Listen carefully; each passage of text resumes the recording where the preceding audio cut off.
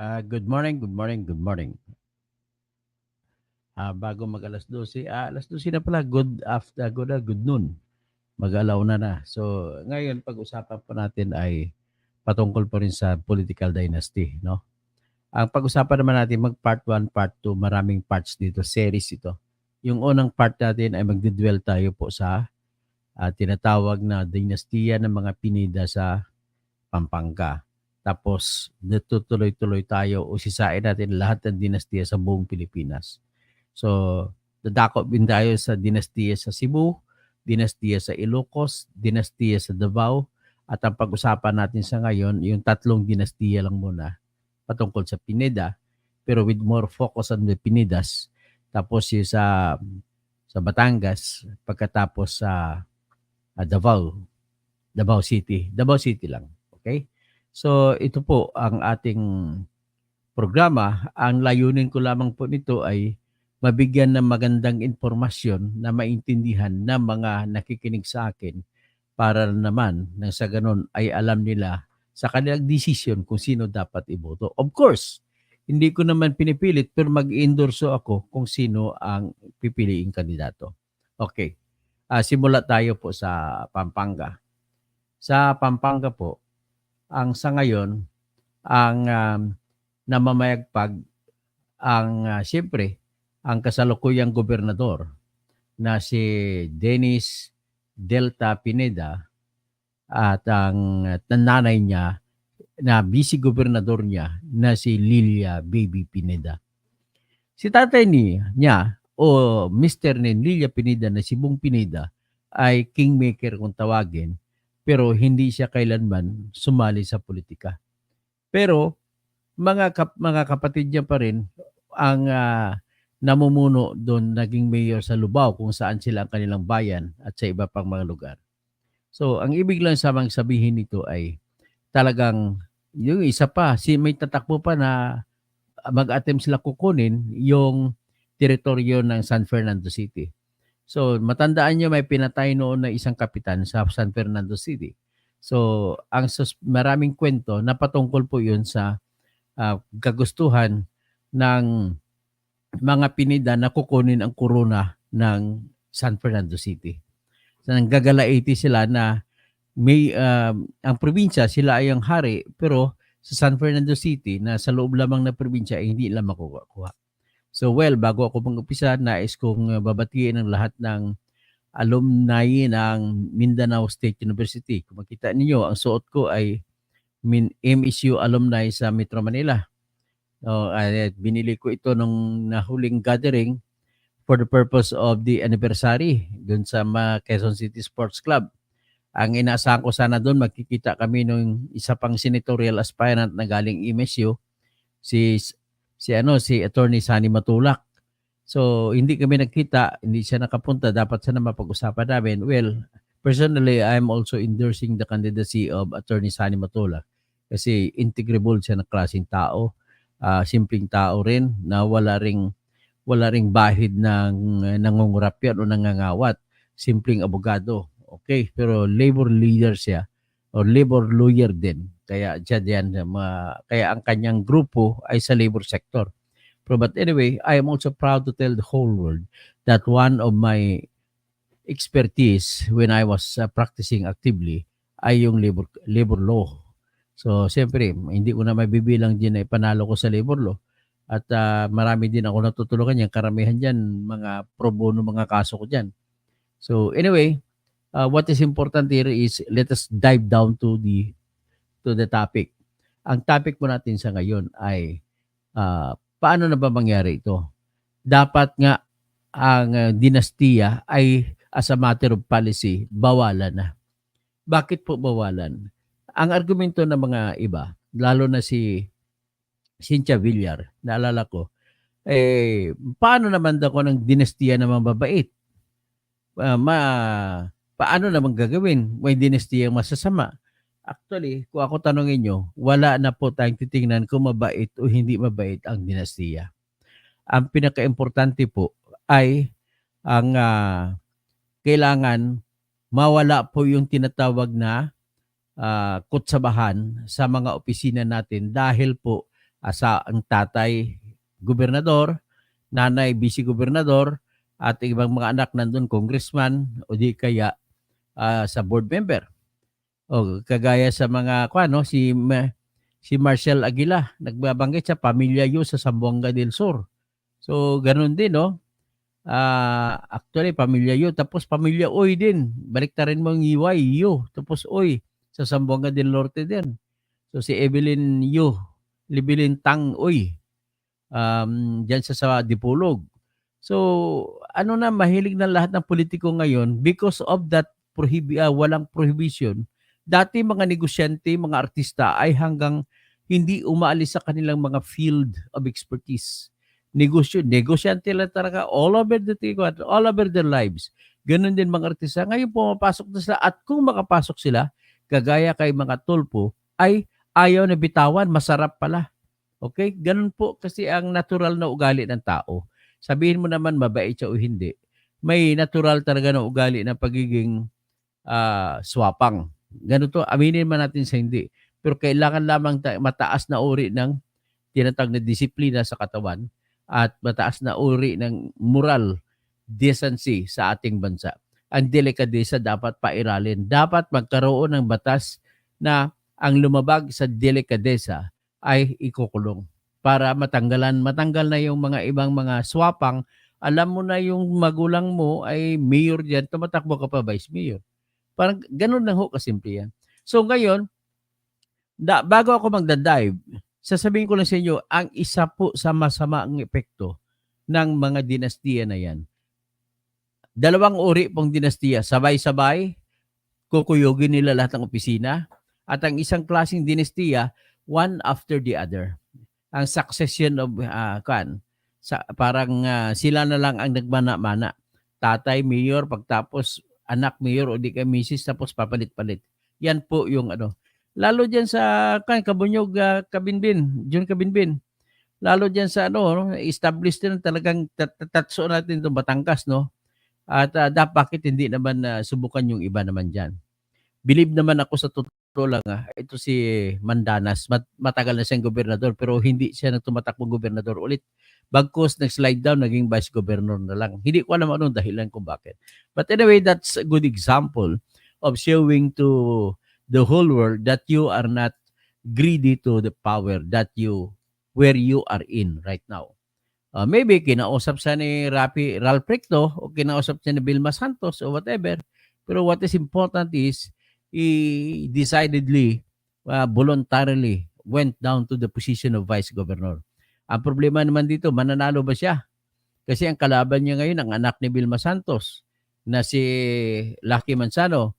Okay, punta muna tayo sa Pampanga.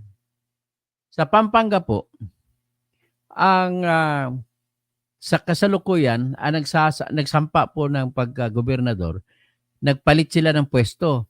Si Dennis Delta Pineda na kasalukuyang gobernador ay tumakbo na lamang siya ng vice governor. At ang kanyang nanay na kasalukuyang vice governor ay tumakbong gobernor. So, yan ang po ang makikita nyo. Tapos may mga second generation pa ng Pineda na nagpapalawak pa ng kanilang pagkadominante sa Pampanga na siyang ikasampo sa pinakamaraming butante sa Pilipinas. Ang anak ni Lilia Pineda na babae na si Maylin Pineda na nakapag-asawa ng kayabyab ay tumatakbong representative sa 2nd District sa pagka-provincial board. Ang isa niyang anak na si Esmeralda ay tumatakbo pagka-mayor ng Lubao, Pampanga, kung saan kanilang mga birthplace, town of origin. Lilia and Esmeralda are running post, wala silang kalaban. Sino ba naman? Tatakotin lang ni Bong Pineda. Huwag kayong tatakbo sa mga anak ko, ha. Yun. Takot na yun, wala nang lalaban. Ganun lang ho kasimple. Tapos si Delta naman ay tumakbo yan noong 2022, nanalo siya.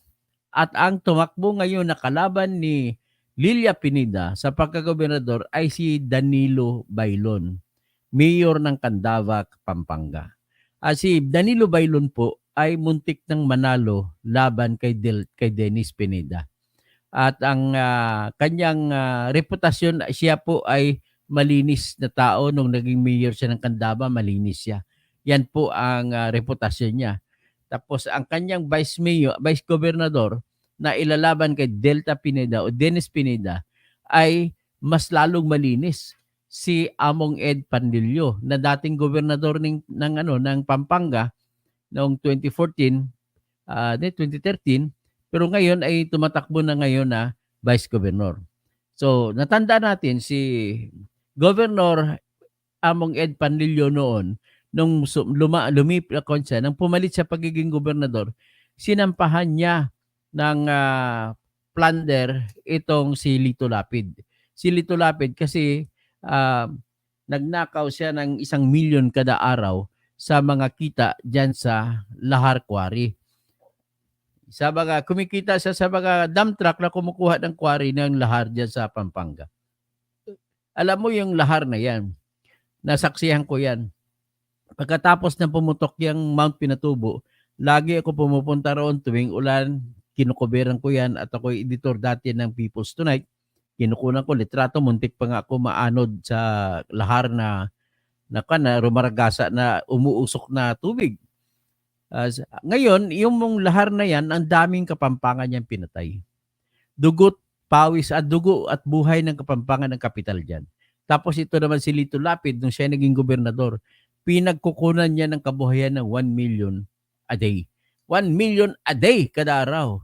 So ilang araw ba meron sa isang taon? 365 days.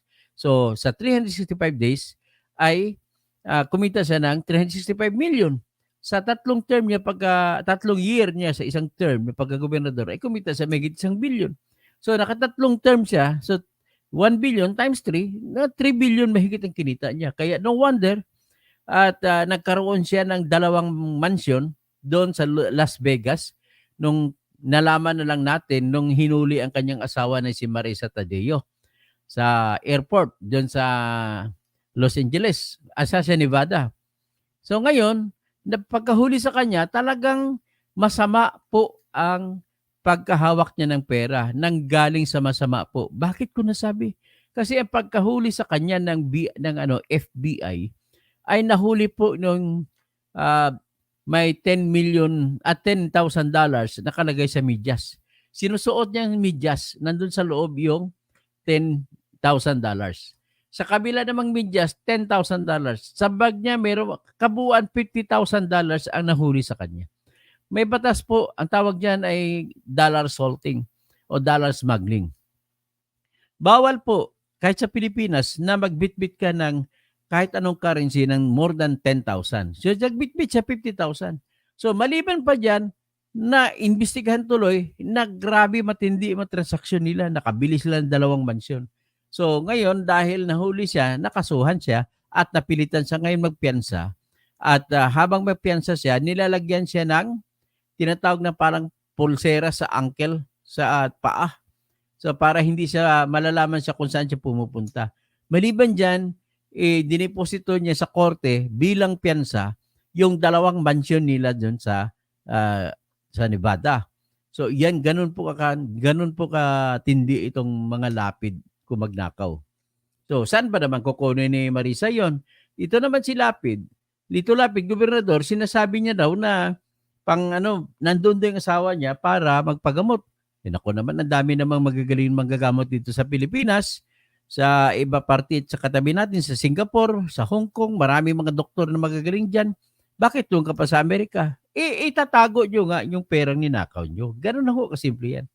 Tapos, napag-alaman ko pa rin na meron din siyang nabili na 5 million na mansion doon sa loob ng Philinvest 1 dyan sa Quezon City, sa Batasan Hills.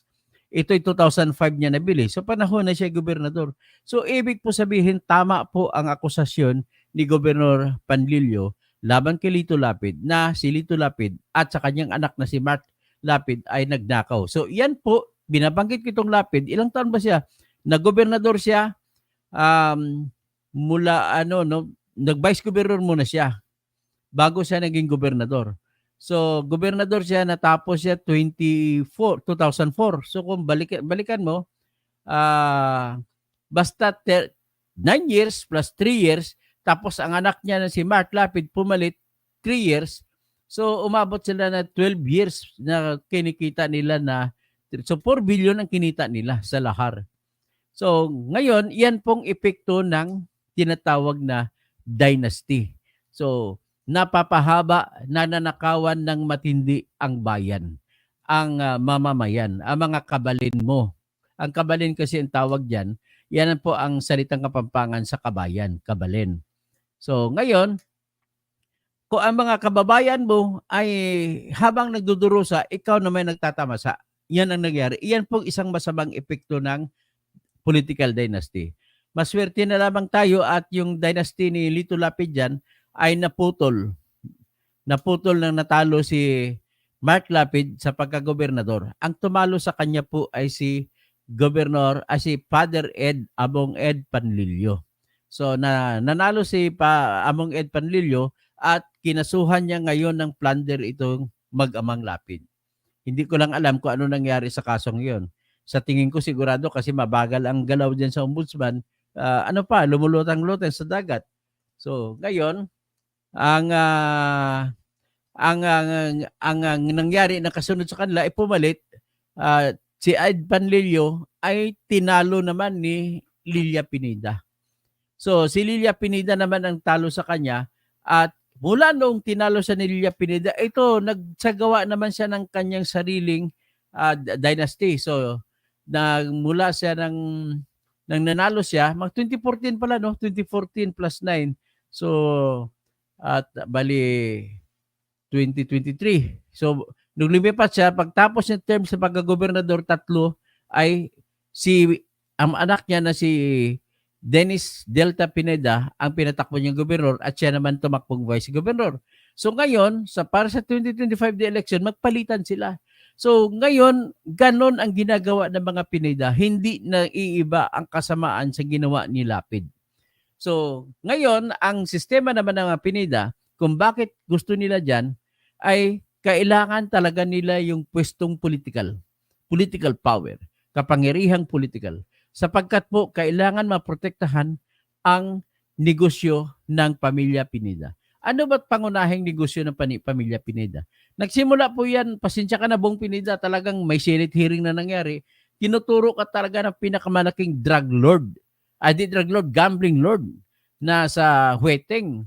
At sa ngayon, tinuturo ka ngayon na isa sa mga nagpatakbo rin ng isabong. At tinuro ka pa rin na lahat niya ng mga pugo na yan, may blessing galing sa iyo, may protection ka binibigay. Hindi ka nga lang makapalag sa ngayon dahil ang pamahalaan ay nahuli yung mga pugo. At siyempre, dahil sa pugo, pati si Mayor Jing Capil dyan ay kumita dyan sa pugo. Huwag mo sabihin hindi ka kumita dyan. Kaya nga sinuspindi ka ng ombudsman dahil marami kang kabuktutan na ginawa na hindi mo ginawa sapagkat pinoproteksyonan mo ang pugo. Tapos hindi mo lang inaamin, ang nailabas na rin sa House Committee as House hearing na may 2 kang mansyon, condotel.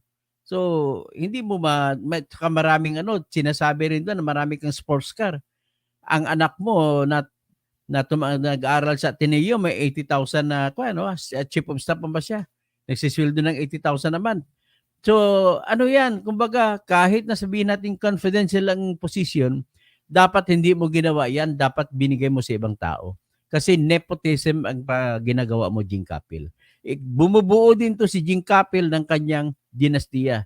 Sinuspende siya. So ngayon, ang problema ni Jing Capil sa ngayon ay tinuturo ngayon ni Bong Pineda kung sino ipapatakbuhin niyang mayor laban kay Jing Capil. At ang tinuturo niya, titingnan natin.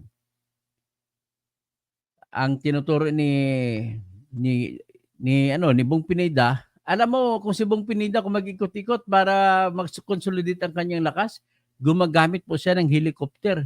Iniikot siya buong probinsya. O, tingnan yung helicopter niya. Itong ginagamit niya, pupunta siya sa Arayat, pupunta sa Purak, pupunta sa kung saan. So, yan po tingnan yung helicopter niya. Yan. Yan si Bong Pineda, yung naka-green, naka-asol. Yan ang helicopter niya. Oh. So ngayon, ayon sa kwentong ito, bisita niya bawat bayan sa Pampanga. Siyempre, gusto niya masiguro na panalo yung misis niya at anak niya. Pangalawa, nagtatag siya ng mga kandidato bawat bayan. At sa makikita natin dito, sa Purak naman, ay binakapan ni Pineda sinong pangalan nito?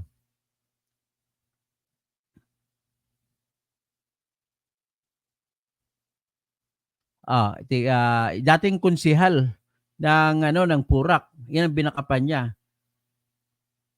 So anyway, bago ko maalala ang pangalan na yan, nais ko lang bagitin na gustong tatanggalin na ni Bong Pineda yung mga ang kapangyarihan ng Garbo family diyan sa Mabalacat. So ngayon, patapos ng term ngayon ni Crisostomo Garbo, papalit daw sa kanya yung anak niya, pinapatakbo niya. Tapos pero gusto naman ni Bong Pineda ay tatakbo yung yung vice mayor ng Mabalacat na si Aquino. So iyan ang manok niya diyan. So si Vice Mayor, anong pangalan niyan? Si Vice Mayor Gerald Aquino.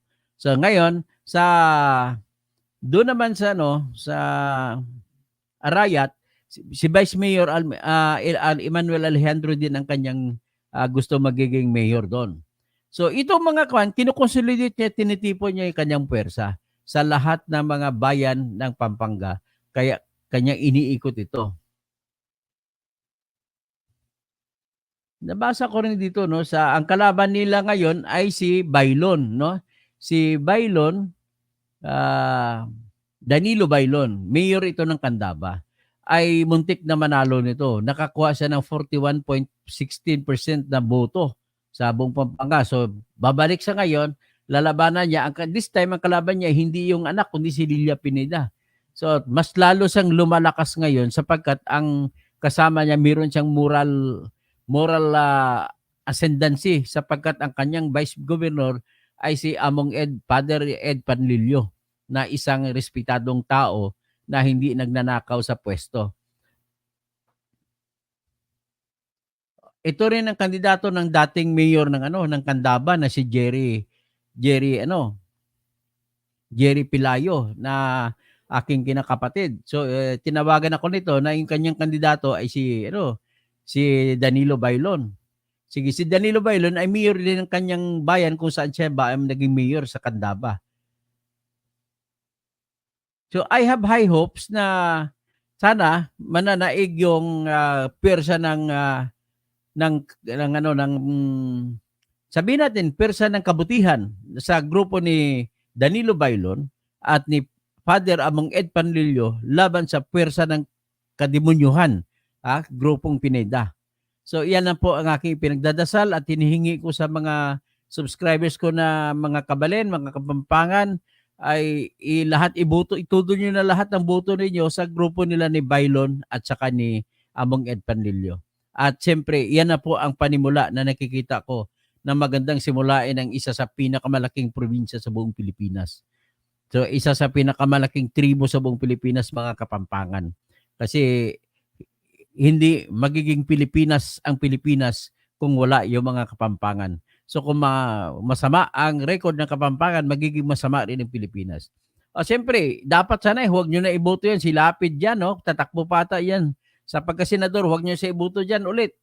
Si Gloria Macapagal, huwag nyo na iboto. Binibigyan ng kasamaan ng pangalan ng mga Macapagal dyan sa Pampanga.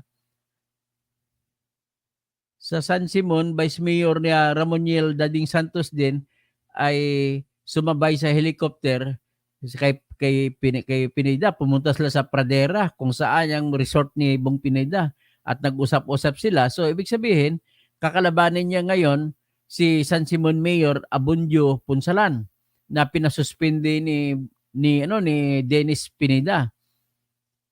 Sa Angeles City naman, iniendorso naman niya ay nakipagkutsaba pa rin siya kay Carmelo John Lasatin II. Si John at saka half-brother ng si Angeles City Mayor Carmelo Pogi Lasatin ay nag-swap sa pwesto. So si John na ngayon, si Congressman John Lasatin na ang tatakbong mayor at saka si Pogi na tatakbong congressman. So ganoon nga mga dinastiya, papalit-palit na lang ng pwesto para hindi sila mawala sa kanilang pwesto. Ganon po, gusto nila makonsolidate, pero sa likod nito ay para lamang nila mapagpatuloy ang kanilang interes sa negosyo, which is pagnanakaw rin. At syempre lahat ng kontrata makukupo nila. So sabi sa akin ni Romulo Ison, na isang mechanical engineer na taga Pateros, sabi niya, ang isa po sa dahilan kung bakit wala na pong ibang mga investors na papasok sa Pilipinas ay nakukuyog sila. Pagdating sa mga bidding, nakukuyog sila. So, hindi na sila sasali. So, tapos, ang mga kutong-kutong pa nandyan. So, iyan po, lumalakas ang kutong dahil magkasakasama sila, kukuyugin ka. Kaya iyan po ang masamang elemento na pinagmumulan ng kasamaan na dulot ng political dynasty. So, kaya nga, siguro tinatawagan ko mga Kapampangan, huwag nyo nang ilagay ulit yung mga Pineda dyan. Nagsimula na kayo, nag-successful kayo sa mga lapid, huwag nyo ilagay at kinakampanya ko rin sa mga hindi Kapampangan, huwag nyo na iboto si Lito Lapid na yan. Wala yan, puro mansion na pagnanakaw lang ang ginagawa niyan. Kinuwento ko na kanina. Tapos bumili pa rin sa Purak yan, 50 hectares, kalagay. Biro mo nang pinalabas ka sa kwa ni Bernadette Sembrano, binili nilang per square meter 25 pesos. Saka ibig sabihin niloko mo lang pinagbibilhan mo ng Kapampangan yan. So sa Hacienda Dolores din, kakampi mo dyan kung sino man, inagaw niyo rin mga lupa dyan. Nako, sa sunod ko na lang i-discuss yun. Yan po yung mga lahat ng pang-aapi po ay dulot po ng political dynasty. Kahit anuman kabait ang dynasty, magkakaroon ng abuso yan. Kaya wag na iwasan na po natin yan. Next is, pag-usapan natin po yung Batangas. Isa sa pinakamalaki na probinsya na maraming botante sa Pilipinas ay yung Batangas. So, i-upload natin itong Batangas. Mag-share screen tayo. Makikita niyo sa Batangas, ang sakim sa kapangyarihan at kayamanan, itong pamilya Vilma Santos Recto. Ayan o. Sa kabila, si Ryan Recto na anak ni Vilma at saka ni Ralph, tatakbong congressman sa 6th District. Tapos si Ralph Recto, siyempre siya na yung finance secretary, hindi niya na kailangan tumakbo. Tapos ang asawa niya, si Vilma Santos, ay tatakbong gobernador. Tapos ang anak ni Vilma kay Ido Manzano na si Lucky Manzano ay tatakbong vice-gobernador. So ano ba yan? Ano bang pinapahiwatig niyan? Ano na ba nagawa niyong kagandahan sa Batangas? Meron ba? Kung meron ba, kaaya-aya ba? So mahiya naman po kayo. Dapat sana isa lang sa inyo tumakbo. Ibigay niyo rin sa ibang tao. Kasi ang problema dyan, kung gusto magnakaw ng gobernador, susugan o kakampihan ng vice-gobernador, at siyempre kausapin na lahat ng board members, madali lang ang nakawan magagawa. Tapos may congressman, mayroong PDF, may PDAF, ito naman si Ryan Recto, marami siyang funds para dyan. Di, kompleto na, wala na, kumbaga sa Cebuano, white sinanggo. Naunsa man yung mga tawhanan ni, kung sila silungot, ano na matabo sa aton? Puro na lang pangawat, gid. Yan ang mangyari po sa ating mga dinastiya. So ngayon, nakita ko rin doon sa isang distrito doon na yung mayor na kasalukuyang congressman ngayon sa congressman diyan sa anong distrito doon? Sa kung saan sa Mabini. Sa ano bang bayan? Mabini kasi si Jerbil Luistro yung kalaban nila, yung Mayor Villanueva na pinahuli nila. So anyway, nais ko lang bagitin yung bayan ng Lian, Batangas, kung saan ang aking kumpare na si Salde de Loyola ay tatakbo. Wala siya atang kalaban. Nagsampa siya ng kandidatura, walang lumaban sa kanya. Kaya tawag ko na sa kanya ngayon, hello, congratulations, Mayor Salde de Loyola. Sana totoo na wala kang kalaban. So ngayon, bago tayo alis dito sa Batangas, siguro examinin natin yung mga tumatakbo. Nakita ko yung mga tumatakbo dito pa ulit-ulit na lang. Wala rin pinag-iba yung mga Batanggenyo sa utak saka sa ibang Pilipino na mga politiko. Tapos dito nakita natin sa 2nd District ng Batangas ay tumatakbo si Jervil Luistro ulit. Ang kalaban niya si Renio Abu, Nacionalista Party. Tapos sa 1st District ay tatakbo ulit si Eric Buhayen. Kalaban siya si Leandro Libeste. Ayun, tapos dito sa 3rd District, tatakbo si Nestor Burgos. Kalaban naman si Mark Libeste. Mga Libeste ito, mga dinastiya rin ito eh. Kumbaga, hindi rin nahiya. Tapos ang incumbent na congresswoman sa 4th District na si Lianda Bonilla ay patapos ng term, so hindi na siya tatakbo. So pero ang problema, kamag-anak niya rin ata. Sino ba to si Amado? Asawa ba niya to? Amado Carlos Bonilla IV. So iyan naman po ang tatakbo. So ibig sabihin, kukupuin din, andyan pa rin ang intention na mananatili in dinastiya. Dito naman sa 5th District ng Batangas, si Marvy Marino ay congressman siya sa ngayon. At dahil paubos na ang kanyang termino, pangatlo na, tatakbo na ngayon siya ng mayor. Tapos ang asawa niya na si Beverly Rose Di Makuha Marino ay tatakbo naman na congressman.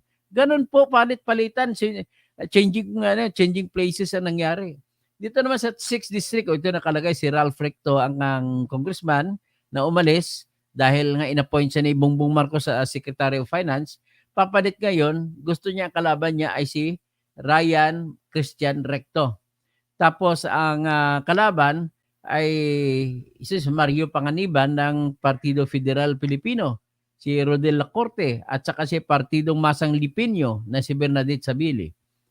So, sa 5th District naman, Kalatagan, Kalaka, Balayan, Limeri, Lian, Nasugbo, Taal, tsaka Tui ay tatakbo ang nasyonalista na si Leslie Fronda at saka si Lisa Ermita. So, dito naman sa Balayan, Vice Mayoralty, mayoral pala ito na tinitingnan ko. So anyway, ang mukha ng politika sa bawat probinsya, ikumpara mo sa ibang probinsya, pari-pariho lamang mukha. Mukha ng mga Dracula. Pasensya na, ganun ang tawag ko sa mga politiko. Pagdating naman po sa Davao City, ay nandyan naman po, andyan si Mr. Rodrigo Duterte, tumakbong mayor. At ang vice mayor niya ay yung kasalukuyang mayor na si Basti Duterte. Bakit naman? Ang kanyang congressman ay si Pulong Duterte. So ito naman, ang kalaban naman nila sa kabila, ang tatakbong mayor ay si Carlo Nograles Duterte. Ay Carlo Nograles, na naging kakampi rin ni Duterte ng 2016 election. At ang vice mayor niya, yung aking kamag-anak na si number 1 councilor na si Bernie Alag. So pakiboto niyo yung mga tandem na yan. At ang tatakbong congressman sa 1st District sa Davao City ay si Migs Nograles, babae, na kasalukuyang PBA party list congressman. At ang kakalabanin niya ay si Pulong Duterte. So yan po, I would rather be bold enough to say na doon po kayo, kamong tanan mga taga Davao diha, Davao City, hinaot unta nga naa na mo'y kaisog para ibarog inyong ibarog ko og unsay mga katarungan og kamatuoran diha sa Davao City, sa pungsod sa Davao City. So panahon na nga muhawa na sa inyong lungakwan, inyong dakbayan. Ang tawag kasi sa Cebuano ng lungsod ay dakbayan. Muhawa na sa inyong dakbayan, kanang gitawag the reign of terror. Ibig sabihin, maalis na sa inyo yung reign of terror. Para naman ang mga lahat ng butante, hinihikayat ko na magiging matapang at lumabas na huwag na sila matakot sa mga Duterte kasi tapos na ang lakas ng Duterte. Wala na yan, matatapos na yan. At panahon na magsisimula na ang bukang liwayway. Here comes the rising of the sun in the east. Ito na po. Sa sunod naman tatalakay natin ang dinastiya sa Zamboanga, sa Cebu City, sa lahat-lahat na parte ng Pilipinas, isa-isahin natin. Ito part 1 pa lamang ito. So, sabi naman ni Merjan Distress sa attorney, may kalaban po sa aming bayan ng Lian. May kalaban ba si Saldi, Ginoong Saldi, ang nakaupo na mayor, Vergara? Kailangan ikampanya. Huwag nyo nang umunlad bang Lian sa panahon ni Vergara, Mayor Vergara PG. Iboto nyo po si Saldi de Loyola. I can vote, so isusugal ko po yung pangalan ko dyan pag iyan ang iboboto nyo sa Lian. Kay Doc Aki Lamano, huwag ka na sumuporta doon kay PG, doon ka na kay Saldi de Loyola. Total, atin yan. Sa mga magaling na pangalan din yan kasi mga pamilya Lamano dyan sa Lian eh. So, mga pamilya Magbago, no? Pamilya malaki din ang pamilya de Loyola dyan. So, Percival Roque, boto ka namin, Senator Toto, at botante kami dito sa bahay.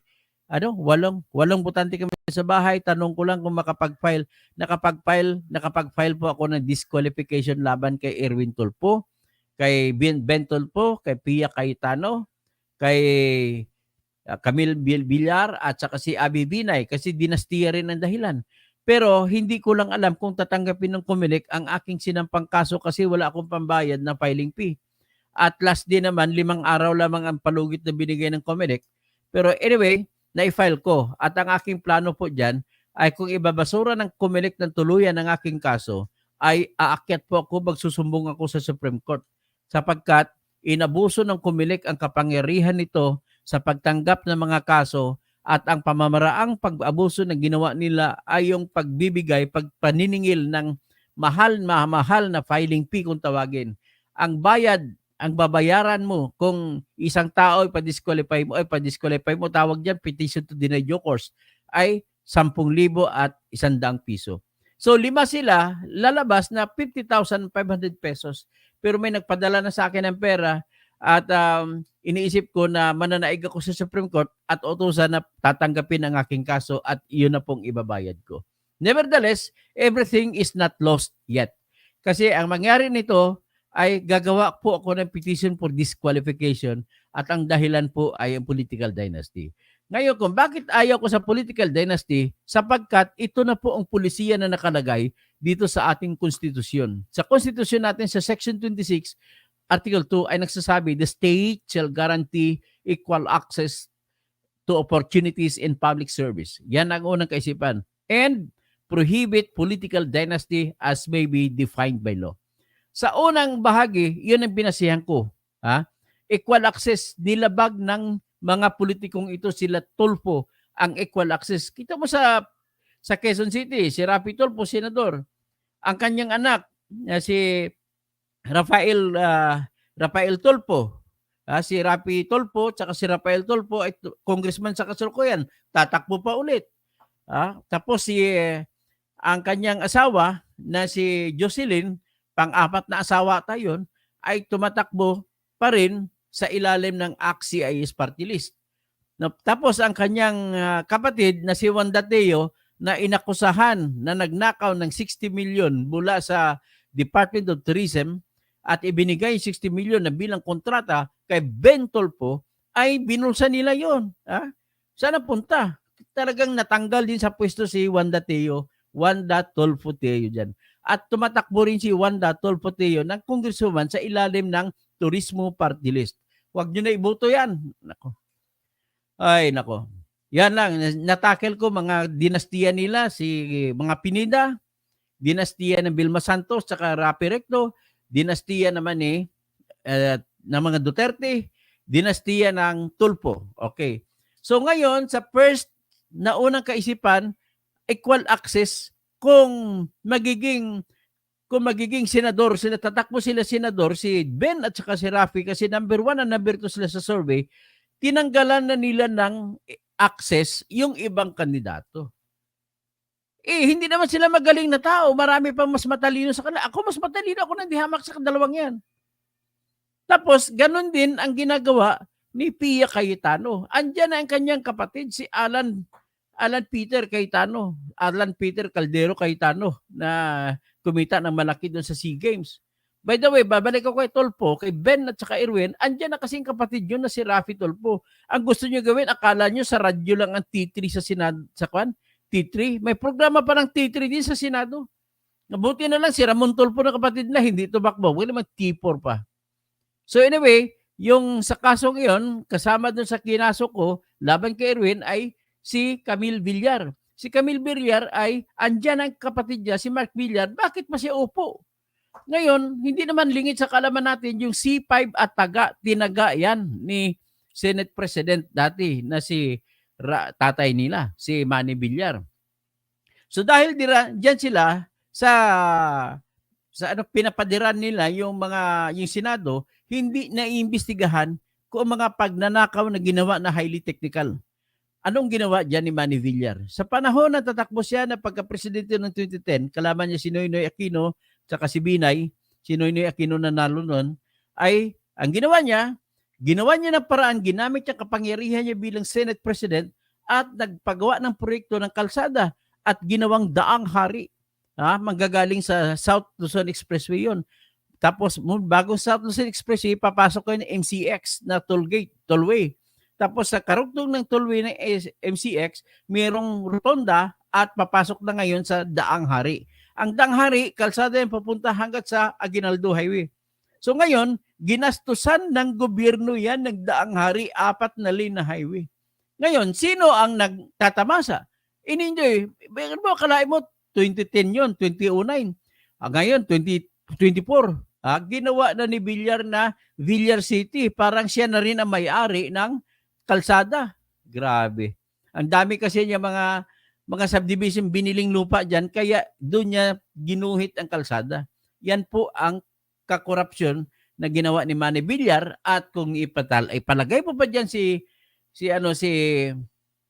Camille Villar na may asset na 3 billion mahigit, pati si Mark Villar, dedepensahan nila yan. Hindi maimbestigahan yan. Gano'n, kaya hindi na dapat, yan pong epekto ng dinastiya. Tapos naman kay Abi Binay, si Nancy ang kanyang sinusundan. So, ibig sabihin, hindi naman kayo ang may-ari, ba't ginagawa niyong mana-mana system ang mga pwesto sa gobyerno? So, yan po ang ating ginagawa. Okay? Tapos, tawag lang tayo, no? So, shoutout na lang ako. Mabilisan lang kasi patapos na, no? Si Pres Perez, si Francisco Ocampo Mangulabnan. Inilihim daw ni Erwin Tulfo na citizen daw siya. Tingnan natin, hindi ko alam kasi nag-serve ka sa US Army. Tapos Noel Ruiz, Marshall Aguila, Titina Gallardo, Joey Zialcita, tapos si watching from San Jose, California. So naimbis na iboto si Lito Pugo Lapid, iboto lang ako na lang, iboto nyo. Totoo lang yan, para sa inyong kagalingan yan. Liz Pragada Tindok, Django TV. Tapos si Danilo Sumandal, Teresitas Sapalaran. Tapos si Kabanyog Jun Kabinbin. Tapos si Raul Diamante, Ace Makisi. Good afternoon po, Engineer Toto Kausing for Senator. Calixto Tomas, good evening. At sa Mountain Times siya, 11:09. Sige, salamat po sa membership nyo sa channel. Manong Riban. Oy, Manong Riban, kakanta nga tayo, mag-duet nga tayo ng kanta ni Freddy Aguilar. Sa isang kulungang bakal may taong malungkot umiiyak. Ayan, kanta natin Katarungan. At this is your chance to shine. Let's go para Senado. Yes. Tapos Jigger Yarte. Kasi magaling ang busis nito si Manong Riban eh. Pinapanood ko siya sa kanyang Facebook. JD Adabin, hello po Dr. Nito, kasi magandang tanghali po. Romel Garcia, magandang hapon po Dr. Tokausing. Abet Bautista, tapos Roslyn, Joy Deer, good afternoon. Tapos si JD Adabin, thank you po sa inyong palipad. Si Joy Salceta, Alex Ulin, Joy Farming TV, si Marlon Aparisi, tapos Manong Riban, no? Mga kasama sa i-post natin sa wall natin, si Sir Toto Ot, salamat po. Daniel Villanueva, Mayor ang hinabol ni Mylene Pineda sa San Fernando. Mayor, tama, Mayor pa lang hinabol niya na anak ni Bong Pineda. Jefferson Chioco, Manong Riban, tapos Francisco Campo Mangulabnan, sa Pampanga, si Dennis Pineda ay dating mayor ng Lobao. Mayor. At the same time, mayor ang asawa niya si Yolanda sa Santa Rita. Ay naku, lahat na ng bayan natin kinuha nila. At mag-asawa, magkaiba tirahan. Oo nga no. Bakit? Mayor si Dennis Pineda sa Lubao, tapos ang misis niya, mayor sa ibang bayan, sa Santa Rita. Ano ibig sabihin? Tama ang puntos ni Francisco o Campo Mangalabdan. Magkaibang bahay ba mag-asawa?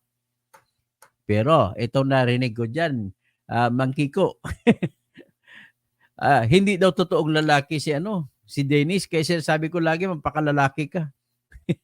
So Danilo Sumandal, Minda Ballesta, Gahe, More Power, Daniel Villanueva, Pipito Duran, ay sir, mga kamusta ka dyan sa Saipan?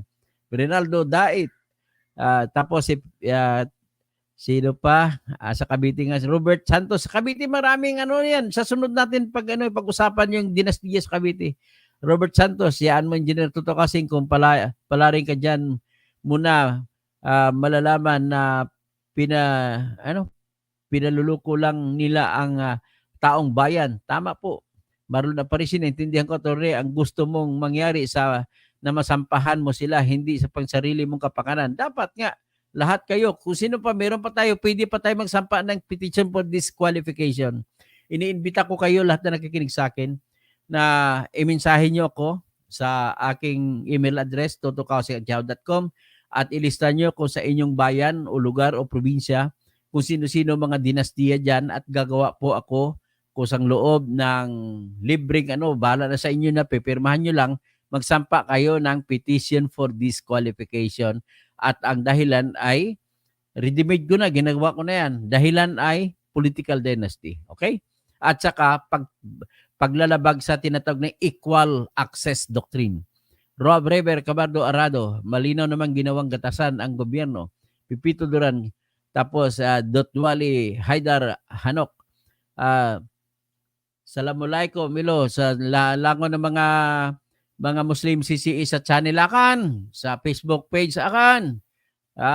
Bismillahirrahmanirrahim. Assalamualaikum warahmatullahi wabarakatuh. Inshallah. Renza Malyari, para ampatuan lang ang mga Pineda. Oo nga, walang pinag-iba. Cheryl Andes, kita mo ang ampatuan dahil sa dynasty, mga kalabang dynasty rin, si Mangunda Dato, pinagpapatay nila. Ganon po ang epekto ng dinastiya kasi ayaw na, mapapahiya na pag matatalo. Kaya magresulta sa violenting action. Leonora Del Rosario, good people, Dr. Kasing may bahay din si Lito Lapid dito sa Anbaya, Cove. Pati si Erwin Tolpo dito sa Murong Bataan. Okay, mabuti binigay ninyo i-research ko itong dalawang ito. Saan ba? Sa Bataan, sa Murong Bataan. Si Lito Lapid naman sa Anbaya, Cove. Okay.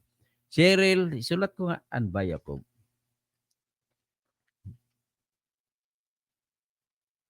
Anbaya Cove, Lito Lapid. Tapos Murong Bataan, Erwin Tolpo. Okay. Thank you, Leonora Del Rosario.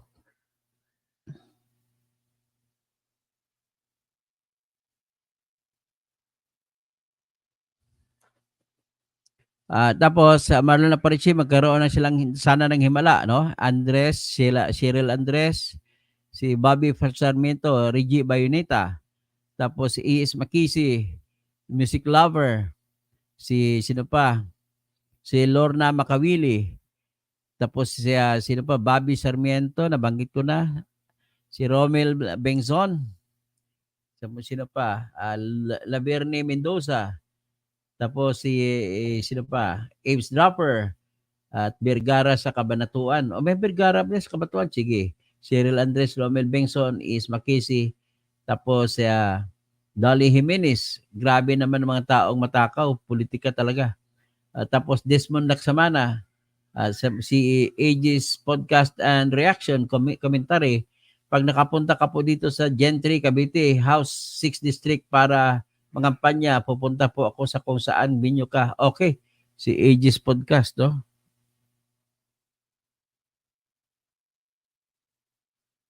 And Reaction. commentary. Okay, mag-ano ko sa iyo, mag-subscribe para may notice ako. Paki-notice mo na lang, paki-vlog mo na lang. Jappy Arante Peñalosa, tapos sa Kiyot, Cebu City. Sa Cebu City, dadako tayo mga maraming dynasty dyan. AG Sergio, pag nakapunta ka po dito sa Gentry, House 63, Bangampanya. Siya nga pala si AG, no? Okay. Thank you po. Dismon Laksamana, Campaign for You, Katoto, God bless you, mabuhay kayo. Merjan District sa attorney, sabi niya may kalaban daw si Seria Angkog, Cheryl Andres, Feli Bautista sa Placo, Joy Deer, sino pa, Alejandre Cruz, Polo Carpio. Kaya sa sunod na eleksyon siguradong tama at kwalipikadong mga kandidato dapat. Wenceslao Siwata, Siwala Jr., akala ko Diwata, si Pastora Raela, tapos si Julao, laban lang for what is right, Sir Toto. Tapos Cheryl Andres, Helen Baguio, music lover.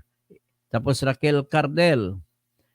Sino pa? Helen Baguio, Percival Roque. Pipiliin niya kaysa kay Lapid daw. Salamat po, Celso Linto. Tapos si Wenceslao Siwala. Sino pa? Si Cynthia Manalo, Pastor Raela Iwatani, Japan. Magandang hapon, Engineer Toto Kausing.